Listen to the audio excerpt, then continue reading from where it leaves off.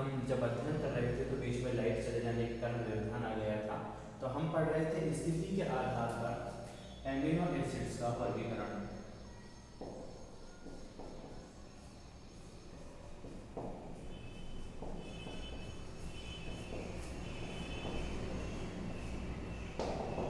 देखिए स्थिति के आधार पर जो एमिनो एसिड्स होते हैं उन्हें 3 भागों में बांटा गया है। एल्फा, अब एल्फा में क्या होता है, अगर कार्बोक्सिलिक समूह से NH2 समूह एल्फा स्थिति पर जुड़ा हुआ है तो उसे कहा जाएगा एल्फा एमिनो एसिड। जैसे फॉर एग्जांपल ये हमारा एल्फा एमिनो एसिड। अब देखिए इसमें क्या होगा, ये हमने लिख दिया COOH, ये इससे CH2। अब देखिए ये हो गया हमारा क्रियात्मक समूह। इस क्रियात्मक समूह से जुड़ा हुआ ये कार्बन कहलाता है एल्फा कार्बन, ठीक है। और इससे जुड़ा हुआ है अगर NH2 समूह तो यह कहलाएगा एल्फा एमिनो एसिड। क्लियर, कोई दिक्कत है?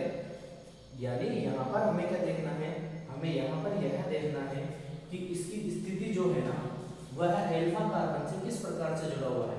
अगर उदाहरणों की बात की जाए तो ग्लाइसिन और ग्लाइसिन, ग्लाइसिन ग्लाइसिन तो यही हो गया, और लाइसिन, लाइसिन में क्या हो जाएगा, लाइसिन भी हो जाएगा। देखो NH2 bond CH bond CH3 bond COOH। अब ये क्रियात्मक समूह हो, अब इस क्रियात्मक समूह से जुड़ा हुआ यह कार्बन एल्फा कार्बन हो गया, और इस एल्फा कार्बन से जुड़ा हुआ यह NH2 समूह तो यह कहलाएगा एल्फा एमिनो एसिड। क्लियर है? आगे आ जाइए beta amino acids. Beta amino acids में क्या होता है कि बीटा स्थिति से आपका जो NH2 समूह होगा वह जुड़ा रहेगा। देखिए किस प्रकार से बीटा में क्या होगा, ये COOH, इससे ये जुड़ा हुआ है CH2, ये जुड़ा हुआ CH2। देखो ये एल्फा कार्बन, ये बीटा कार्बन, और इस बीटा कार्बन से जुड़ा हुआ होगा क्षारीय एमिनो समूह तो यह कहलाएगा बीटा एमिनो एसिड। क्लियर? और गामा एमिनो एसिड्स में क्या होगा, गामा एमिनो एसिड्स में गामा स्थिति से जुड़ा हुआ रहेगा। ठीक है, देखिए गामा एमिनो एसिड, ये COOH समूह हो गया, इससे जुड़ा हुआ CH2 एल्फा, ये हो गया बीटा, और ये हो गया गामा। ठीक है, और इससे जुड़ा हुआ रहेगा आपका क्षारीय एमिनो समूह एल्फा, बीटा और गामा। अब यहाँ पर चूंकि गामा कार्बन परमाणु से NH2 समूह जुड़ा हुआ है तो इसे कहा जाएगा गामा एमिनो एसिड्स। कोई दिक्कत है, कोई प्रॉब्लम? तो यह आपके थे क्या, एमिनो एसिड्स का वर्गीकरण। क्लियर है? एमिनो एसिड्स का जो वर्गीकरण हमने पहला आपने पढ़ा आवश्यकता के आधार पर। आवश्यकता के आधार पर क्या होता है, आवश्यकता के आधार पर 2 भागों में आवश्यक अमीनो अम्ल और अनावश्यक अमीनो अम्ल। आवश्यक अमीनो अम्ल जो होते हैं वह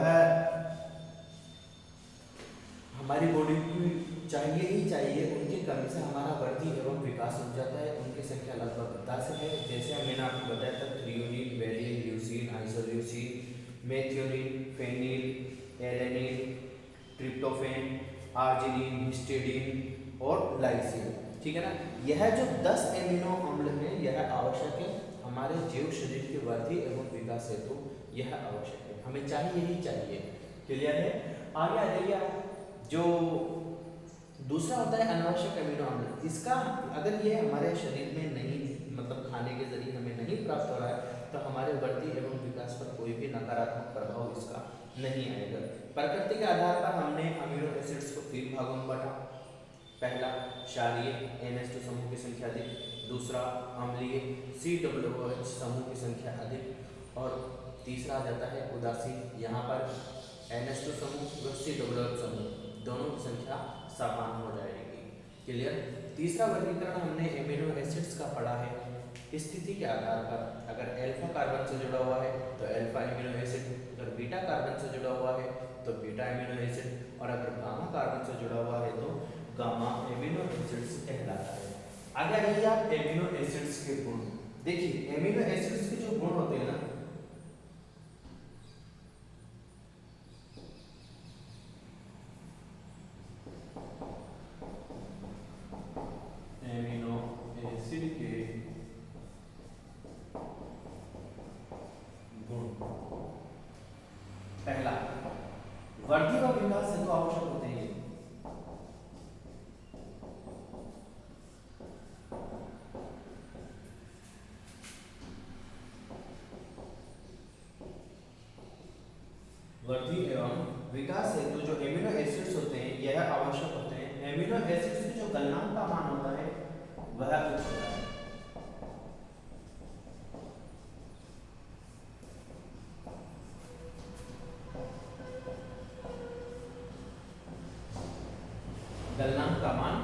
उच्च होता है। एमिनो एसिड्स के गलनांक का जो मान होता है वह उच्च होता है। तीसरी चीज, जो एमिनो एसिड्स होते हैं यह जल में, अम्ल में व क्षार में विलय होते हैं।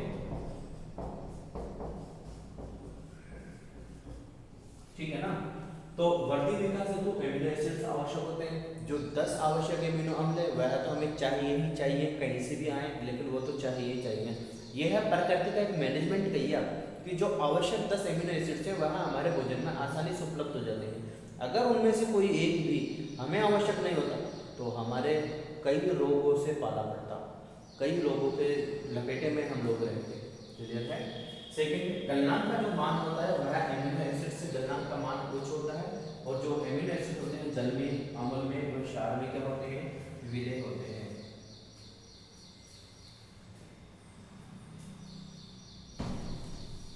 नेक्स्ट,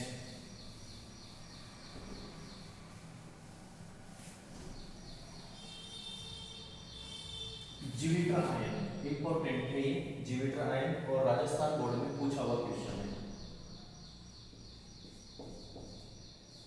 जीविका आयन, देखिए होता क्या है कि जो एमिनो एसिड्स होते हैं ना, इन एमिनो एसिड्स में एक तो क्षारीय NH2 समूह व कार्बोक्सिलिक समूह COOH समूह पाए जाने के कारण इसकी जो संरचना होती है ना वह अधिक द्विध्रुवीय हो जाती है, जिसे क्या नाम, जिसे किस नाम से जाना जाता है, जिसे जीविका आयन के नाम से जाना जाता है, या एम्फोलाइट, एम्फोलाइट के नाम से भी इसे जाना जाता है, जीविका आयन या एम्फोलाइट। वापस से सुनिए, जो एमिनो एसिड्स में क्षारीय NH2 समूह व कार्बोक्सिलिक COOH समूह पाए जाने के कारण जो इनकी संरचना है वह अधिक द्विध्रुवीय हो जाती है, जिसे किस नाम से जाना जाता है, जिसे जीविका आयन के नाम से जाना जाता है। नेक्स्ट आ जाइए आप, समविभव बिंदु।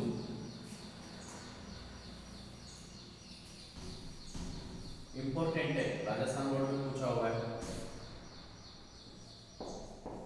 समविभव बिंदु किसे कहा जाता है? देखिए, वह पीएच जिस पर एमिनो एसिड विद्युत क्षेत्र से प्रभावित नहीं होते। वह पीएच जिस पर एमिनो एसिड विद्युत क्षेत्र से प्रभावित नहीं होते सॉरी, वह पीएच जिस पर एमिनो एसिड विद्युत क्षेत्र से प्रभावित नहीं होते क्या कहलाता है? समविभव बिंदु कहलाता है। याद रखना, 1 नंबर में राजस्थान बोर्ड में पूछा हुआ क्वेश्चन है। ठीक है। नेक्स्ट आ जाता है पेप्टाइड बंध।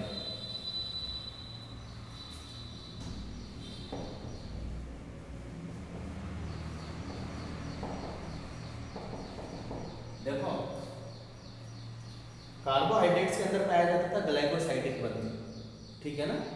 वहां पर एक मोनोसेकेराइड के कार्बन नंबर 1 और दूसरी मोनोसेकेराइड के कार्बन नंबर 4 या कार्बन नंबर 6 के मध्य ग्लाइकोसाइडिक बंध का निर्माण होता था।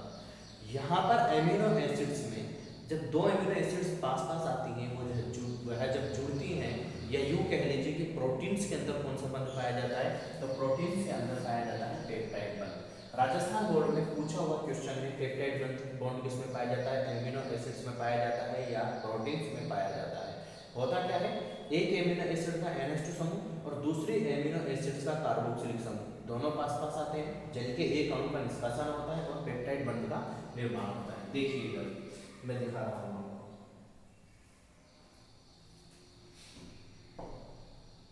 CH bond NH2 bond COOH plus COOH bond CH bond NH2।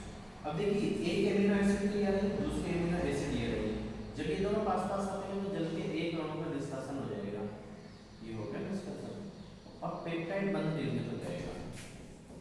देखिए आप ऐसी चीज दिखती है, इसकी संरचना भी ध्यान रखिएगा, राजस्थान बोर्ड में पूछी जाती है। अब ये मत कहना कि सर सब कुछ पूछा जाता है, पूछा जाता है, पूछा जाता है, मैं कुछ नहीं कर सकता, ये गलत निकाल दिया, ऐसे थोड़ा निकलता है, गलत निकाल दी, गलत निकाल दिया भाई, अब तो निकल गया गलत। देखो ये क्या होगा, ये ऐसे होगा, गलत निकाल दिया हमने।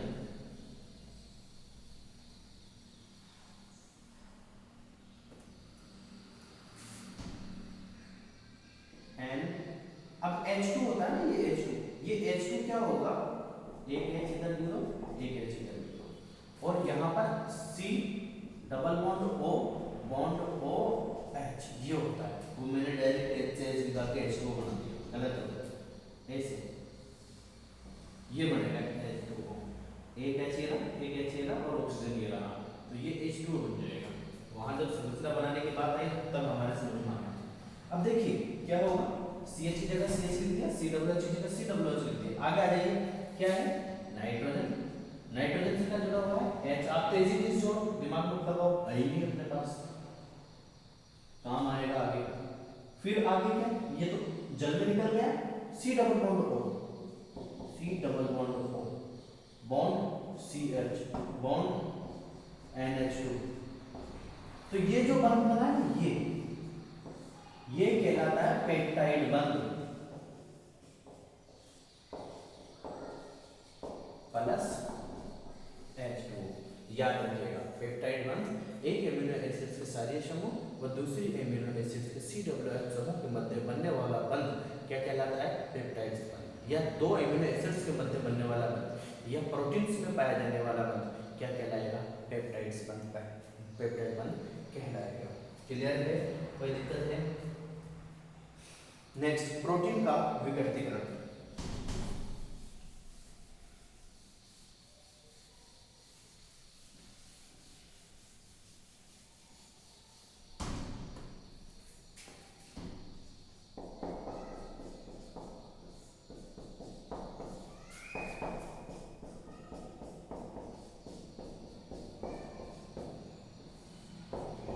प्रोटीन का विकृतीकरण, प्रोटीन का विकृतीकरण क्या होता है, प्रोटीन को गर्म करके अम्ल मिलाकर या क्षार मिलाकर नष्ट करने की प्रक्रिया प्रोटीन का विकृतीकरण कहलाती है। वापस से सुनिए, प्रोटीन में अम्ल मिलाकर, प्रोटीन को गर्म करके अथवा अम्ल मिलाकर अथवा क्षार मिलाकर नष्ट करने की जो प्रक्रिया होती है वह प्रोटीन का विकृतीकरण कहलाती है।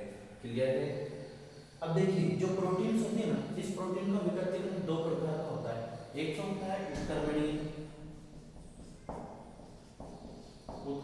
विकृतीकरण,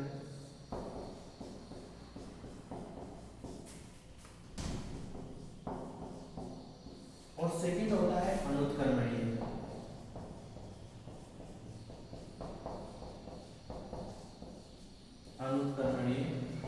विकृतीकरण।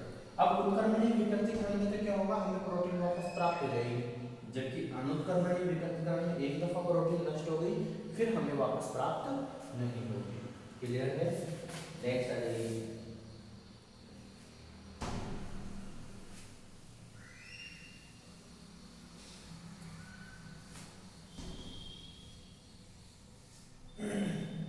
एमिनो एसिड का महत्व।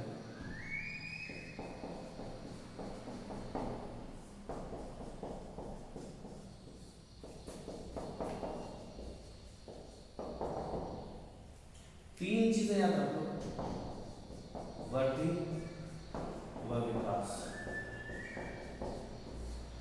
दूसरा हार्मोन, तीसरा विषैले पदार्थों का निष्कासन।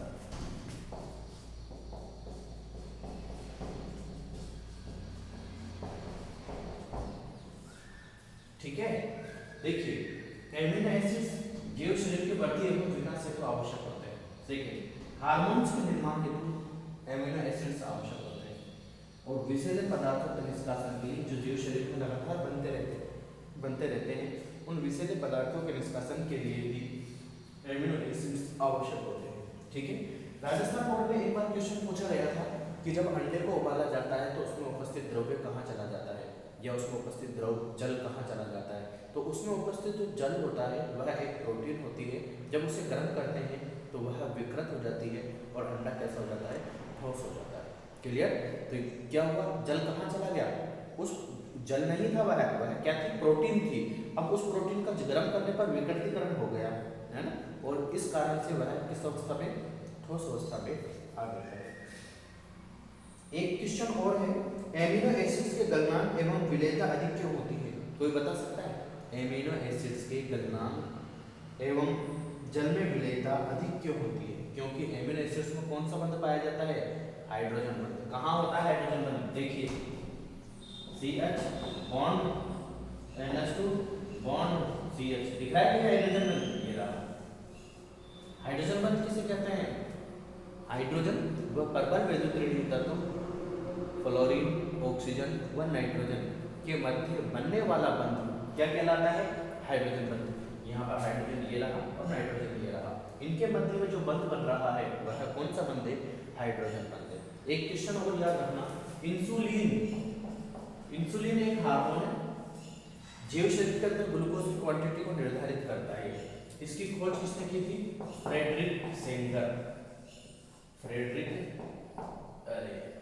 सेंगर नामक वैज्ञानिक ने इसकी खोज की थी। इसकी इंसुलिन की खोज फ्रेडरिक सेंगर नामक वैज्ञानिक के द्वारा की गई थी। इसी के साथ में आपका प्रोटीन वाला टॉपिक कंप्लीट।